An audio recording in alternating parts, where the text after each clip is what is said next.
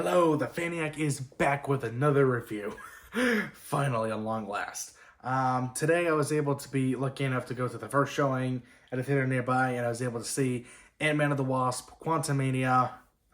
Initial thoughts on it from my perspective: it's a very enjoyable flick, has its problems, but it's overall saved with, of course, the fantastic Paul Rudd as Ant-Man, Jonathan Majors doing a fantastic interpretation of Kang the Conqueror, and the visual effects surprisingly boasting a really great flair that sparks the quantum realm in a way that makes it look really eye-popping and just eye-pleasing. And the story, it's bad as I would expect from a Marvel movie at this point, but it has its problems and stumbles because of MCU humor, and of course the reshoots have an effect on this too. But overall, it's still a very fun ride. I'm worth taking again, if only just to experience Jonathan Majors' turn as Kang. Very fun, if only for that. That's just my thoughts initially going in. On a much more deeper dive, let's actually talk about the movie itself. And in the movie, the whole premise features Scott readjusting to life on Earth as an adventurer. He finds out that his daughter Cassie is surveying the quantum realm and wants to learn more about it. But when she sends a signal down there, she gets a signal back up from, of course, guess is intercepting it, Kang the Conqueror, and also MODOK. They intercept it, bring them down there. Ant-Man and his daughter Cassie run into some rebels, Outlanders, but Kang intercepts them, captures them. And this is where we get to the good stuff, because this is where Jonathan Major shows how intimidating Kang can be, because that's what one of my thoughts was going on. How they're going to portray Kang, because he is like really OP in the comics. And they really do a really good job making him seem like a very cold, intimidating threat, because that's what I like about this movie. The MCU humor goes to a halt whenever he's on screen, which is really good, because it really allows for a lot more big dramatic moments and allows us to understand how big of a threat he is. Like, he means business. He will snap Cassie's neck if he doesn't get the MacGuffin he wants to get his time chair moving, which is literally the plot of the movie. Kang wants this weird MacGuffin ball thing to get his time machine rolling again so he can escape exile from the quantum realm to go get revenge on, I believe, the people who exiled him, which could either, in my opinion, be the Council of Kangs that's shown later in the movie, or the TVA. I'll leave that in the comments to be debated on. But that's just how I'm seeing it right now, based on what I saw in the movie. And again, I really like how they made Kang, again, this intimidating force to be reckoned with in the movie. He did a fantastic job. Jonathan Majors, Catherine Newton as Cassie. It doesn't really get much to do. Her character is like, because I know it's an older Cassie, so of course she's gonna be a different, especially considering post Endgame. So on her own, she's fine, but I believe she really shines when she's working off with Paul Rudd, because they focus more on the father-daughter chemistry here, which is another bump up. Ant-Man does get a lot more to do here than he did in the previous one. One of my main gripes with the previous one before this was that Ant-Man felt more sidelined, like he didn't do much. He was more of a side character. Here, he's much more in focus and is the main character, so glad he got more to do here. And again, Kang is also really cool.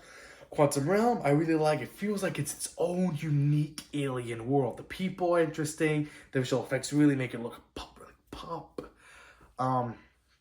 The Quantum Realm really does feel like I'm transported to like a galaxy's edge almost. It like rings home. Sci-fi serial, Star Wars vibes, they're all reminiscent of that.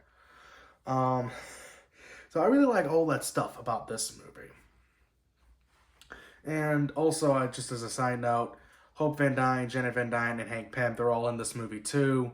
They don't get as much to do as Ant-Man, but I do like the most of it is just Hank and Hope working with Janet, trying to figure out exactly what her business was, what's her relationship with Kang, what was she doing down in the quantum realm all this years. They kind of treat it as a mystery, but slowly open it up going forward. So, if anything, I'm actually interested in the fact that Janet has more of an arc than those other two. But then again, we haven't seen as much of her. We haven't seen much of her compared to the other two in the previous Ant-Man movie. So, I think think it is good that they actually give Janet some time to shine. And again, Michelle Pfeiffer, right, knocks it out of the park, too. Come on.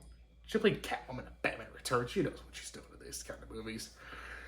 But let's talk about what didn't work. And this usual movies. As par course, the MCU humor is what really stops it from being anything really special.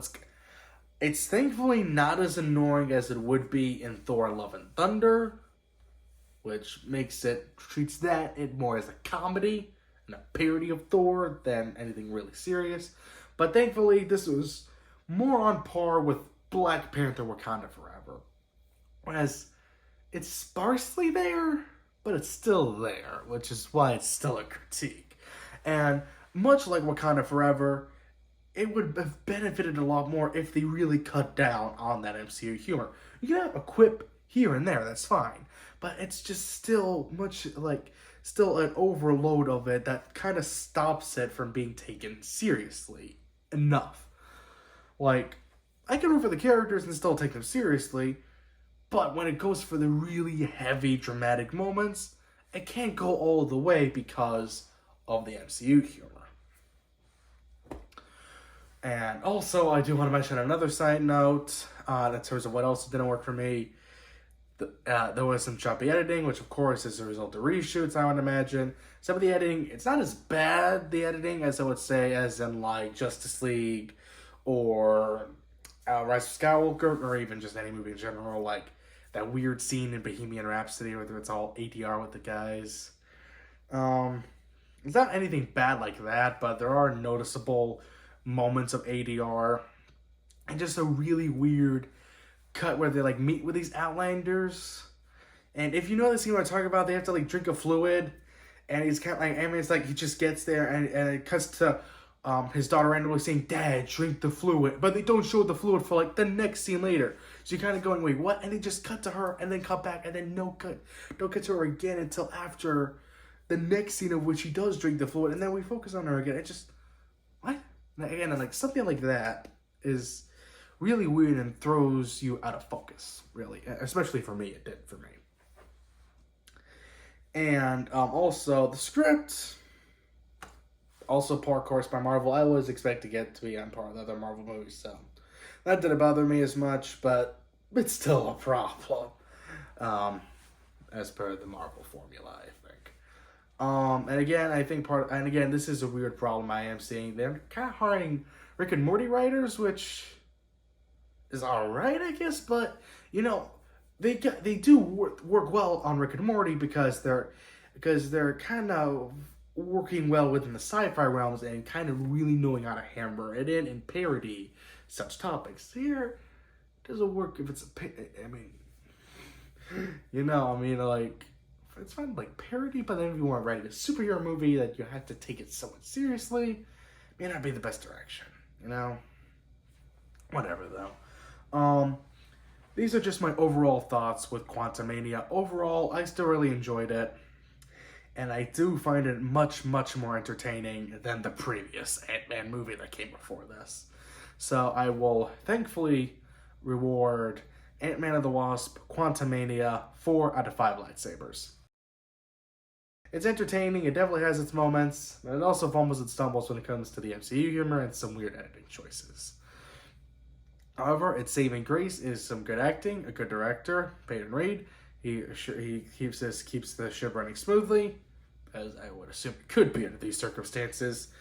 And again, the Quantum Realm does feel really cool of itself, and I'm very glad we got to spend a lot of time there exploring it. But again, the real shining light here was Kang and those post-credit scenes. If you know what I'm talking about, there's a connection they make with Loki in the post-credit scenes, so I'm really excited what they do with there. But tell me, what are your thoughts on Ant-Man and the Wasp: Quantumania? What did you think? I would really like to know what you guys thought about this movie. Please let me know your thoughts in the comments down below. Please like and subscribe, and I hope to post more reviews like this in the future. Take care.